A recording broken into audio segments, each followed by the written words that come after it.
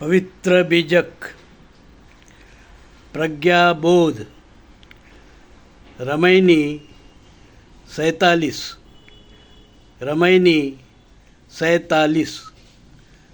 इस प्रकार है। जरासिंधु शिशुपाल संधारा, सहस्त्रार्जुन छल सो मारा। बड़ छल रावण सो गो बीता, लंका रहल कंचन की भीति। दुर्योधन अभिमाने गयऊ, पांडव केर मर्म नहीं पयऊ। माया के डिंब गयल सब राजा, उत्तम मध्यम बाजन बाजा। छो चकबे बिति धरणी समाना, एको जीव प्रतीत न आना।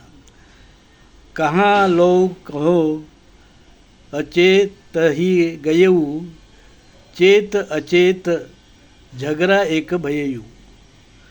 अब हम साखी पढ़ेंगे।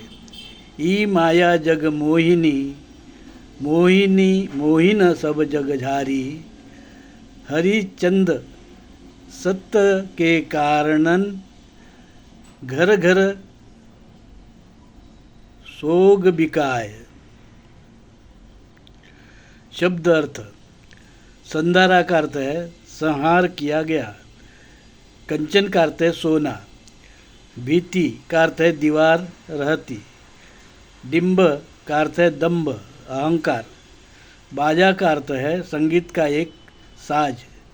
छौ चकबे का अर्थ है 6 चक्रवर्ती राजे। बीती का अर्थ है हुआ गया पुराना। चेत अचेत का अर्थ है ज्ञानी अज्ञानी। झारी का अर्थ है मिटाना और सत्य का अर्थ है सत्य। सोग का अर्थ है फिरता। अब हम प्रज्ञाबोध जानेंगे।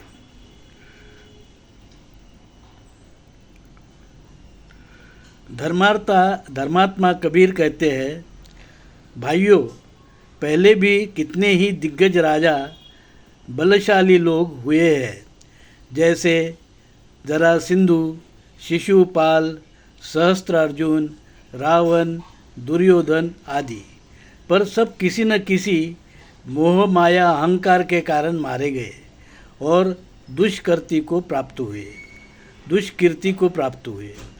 पांडव के साथ खुद कृष्ण थे, जो उन्हें क्या गलत क्या सही का समय समय पर ज्ञान बताते रहे।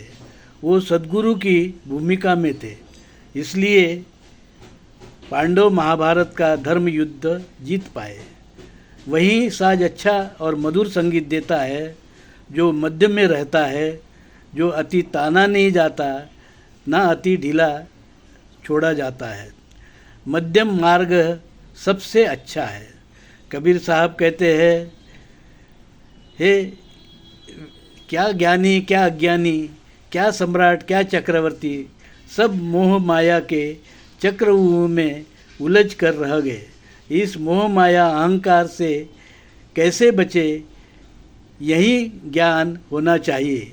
नहीं तो सत्य के लिए जाने वाले राजा हरिश्चंद्र की तरह काशी के गली में कौड़ी मोल घर घर बिकते रहेंगे और कुछ प्राप्त नहीं होगा, क्योंकि हर बात की अति हानिकारक होती है। कबीर साहब कहते हैं, विदेशी वैदिक ब्राह्मण धर्म के अति अमानवीय विचार और मूल भारतीय लोगों का अति अंधविश्वास का हानिकारक बताते हुए, मूल भारतीय लोगों को सावधान करते हुए कबीर साहब कहते हैं, मूल भारतीय हिंदू धर्म के मध्यम मार्ग पर चलने की ही आवश्यकता है। यही कबीर साहब की सीख है। साधु साधु साधु।